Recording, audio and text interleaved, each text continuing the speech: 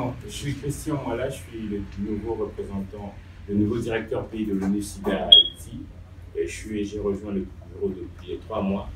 Et je suis également le premier vice-président du comité de coordination multisectoriel des projets du Fonds mondial de lutte contre le sida et la tuberculose.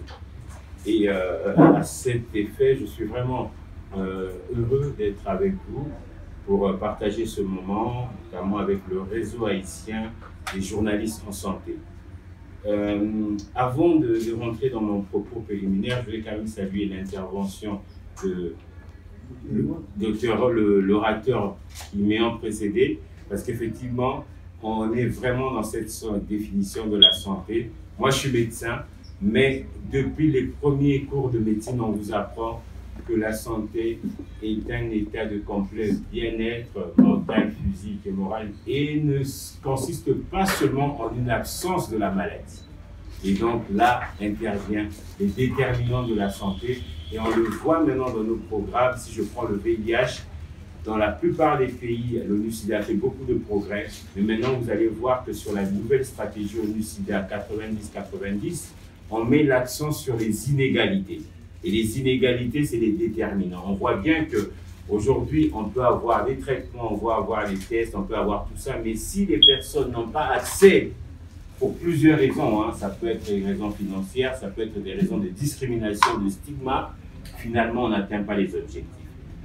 C'était la petite parenthèse pour l'ONU-SIDA. Je voulais juste dire que pour le CCM, le groupe il y a un groupe de communication et médias est très important parce que souvent on a les annonces en plusieurs millions de dollars quand il y a des grandes, mais pour que les bénéficiaires, donc la population, sache exactement si ces bénéficiaires sont atteints, il faudrait qu'on ait les médias comme partenaires et acteurs. Si on n'a pas cette communication, on dit mais on entend des chiffres, mais où passe l'argent?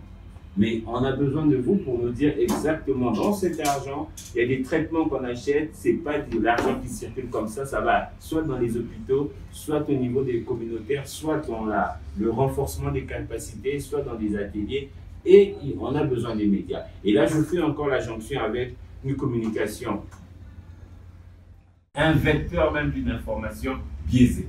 Et donc, cette activité était intéressante parce que c'était sur comment outiller des professionnels de médias écrits, télévision et puis en ligne, d'avoir une information de qualité. Et maintenant qu'on a cette information de qualité, la deuxième phase, c'est de travailler maintenant avec des professionnels thématiques pour dire, maintenant qu'on sait comment traiter l'information de qualité, quel est le contenu? Et là, travailler avec la source, analyser la source, tous ces aspects. Vous allez voir que dans beaucoup de pays, bien qu'on fait des efforts, notamment dans le VIH a connu ça d'ailleurs. Pendant longtemps, il y a eu beaucoup de rumeurs sur le VIH et maintenant, il y a toujours des rumeurs, hein, il y a toujours des perceptions, des idées reçues par rapport au VIH, bien qu'on ait fait tous ces efforts. Et c'est là qu'on a besoin de vous. Vous allez voir contre la Covid, par exemple. C'est pareil, donc il y a tellement de choses et que parfois, vous voyez, les efforts ne peuvent pas atteindre parce que la population qui a accès aux réseaux sociaux, mais qui n'a pas forcément accès à la télévision, qui n'a pas forcément accès aux d'autres mécanismes, perçoivent les informations, parfois même qui viennent des professionnels de santé, mais qui ne sont pas véridiques, qui ne sont pas fondées. Donc, les médias ont un rôle important. En ce qui concerne le CCM, juste pour vous rappeler, le CCM, c'est, comme je disais, le comité de coordination multisectoriel des projets du Fonds mondial. C'est un catalyseur de partenariat. Parce que dans le CCM, on a le gouvernement, on a la société civile, on a les bénéficiaires de la société civile, les partenaires de développement, bien sûr le Fonds mondial, mais aussi les bilatéraux. Et dans la société civile et les acteurs clés, on a les journalistes. Et donc, tous ces partenaires-là sont mis ensemble, et c'est pour ça que je dis catalyseur.